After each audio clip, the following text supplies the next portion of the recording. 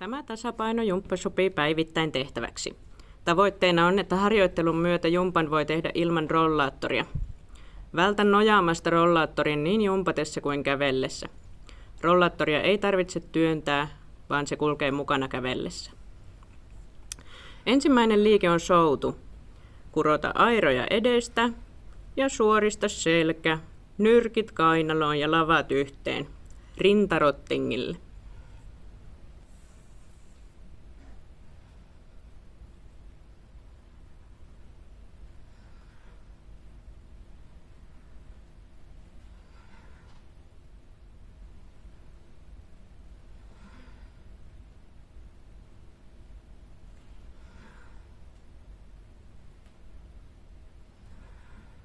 Kymmenen soutuliikkeen jälkeen voit pitää pikkutauon, jonka jälkeen souda vielä 10 kertaa.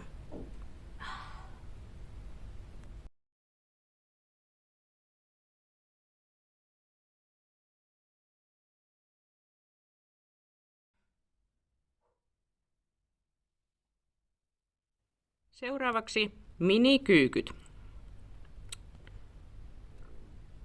Muista laittaa rollaattorin jarrut päälle. Ota lantionlevyinen haara-asento ja laske lantiota alas ja taakse kuin istuisit tuolille ja nouse ylös. Ylävaiheessa työnnä lantiota vähän eteenpäin. Tee 10 toistoa.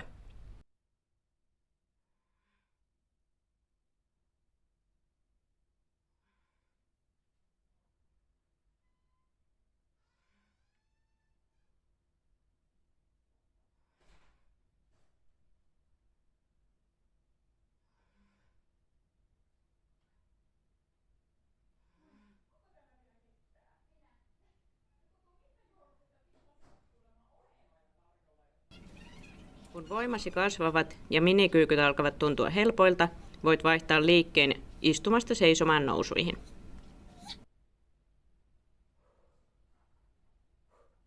Muista levätä liikkeiden välissä.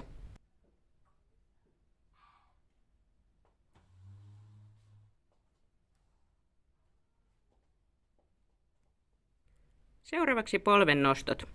Nosta polvia vuorotellen mahdollisimman korkealle. 10 kertaa per puoli.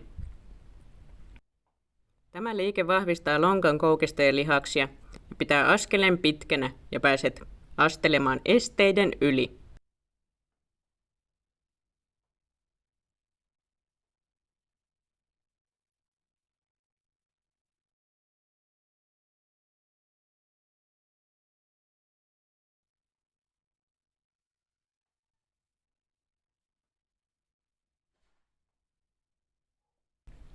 Seuraavaksi tehdään painon siirto eteen ja taakse.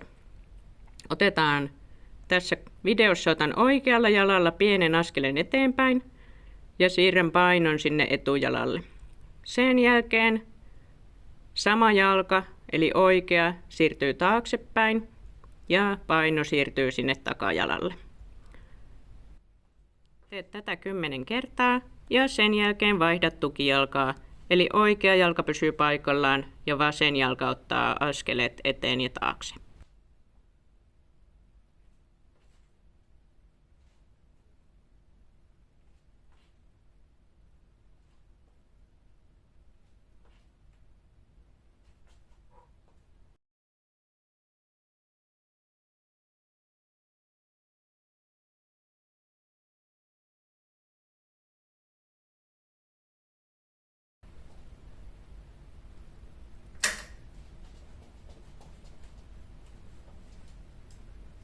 Seuraavaksi painon siirto sivuttain.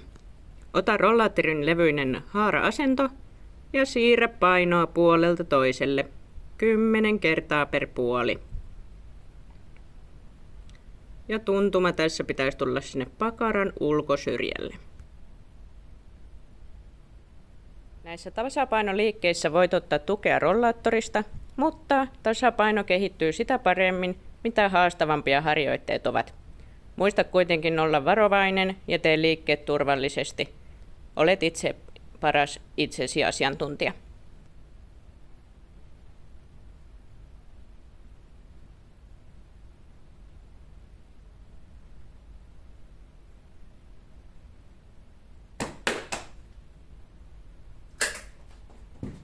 Valmis. Tosi hyvin jumpattu. Nyt voit ottaa vaikka pikku välipalaa tai jatkaa muita päivän suunnitelmissa olevia asioita.